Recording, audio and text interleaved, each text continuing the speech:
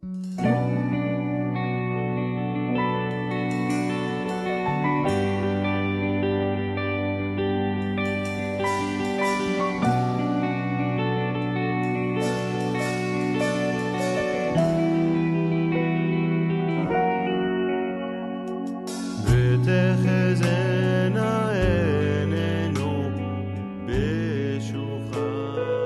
October 1995, the U.S. Congress passed the Jerusalem Embassy Act, which called the United States to officially recognize Jerusalem as the capital of Israel and for the U.S. Embassy in Israel to be moved to Jerusalem.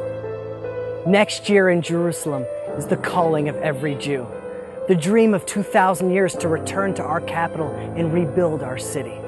Every Jewish wedding for thousands of years, we break a glass remembering the destruction of Jerusalem. Every time we eat bread, we pray to rebuild our capital.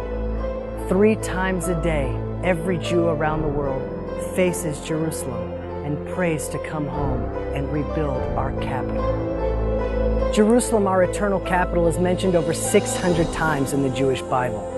And despite the fact that the Knesset, Israel's parliament, the Supreme Court, the president, the prime minister's home are all located in Jerusalem, the State Department and the U.S. administration, who claim to be our greatest ally, do not recognize Jerusalem as our official capital. What is the capital of Israel?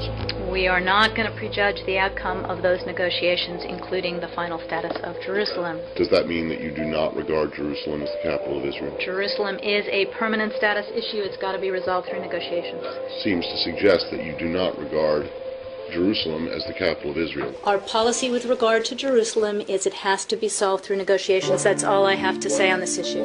The administration's refusal to take a courageous stand for truth, to honorably reflect the will of the American people, and to loyally defend an indispensable ally, it's a tragedy. Since our creation, the United States has not ceased making demands of Israel, often in direct conflict with our own security.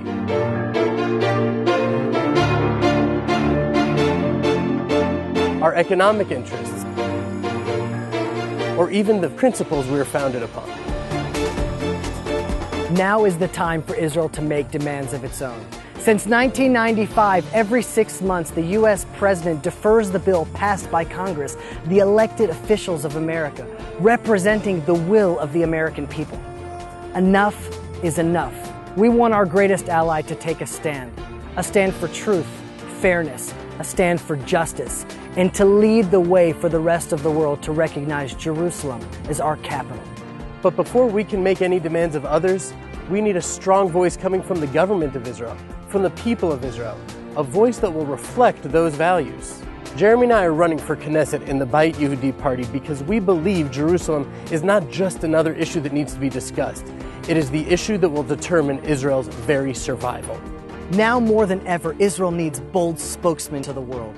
When elected into office, we will immediately change Israel's posture. Instead of apologetic maneuvering, we, the people of Israel, will demand what's rightfully ours, that the world recognize Jerusalem as our eternal capital.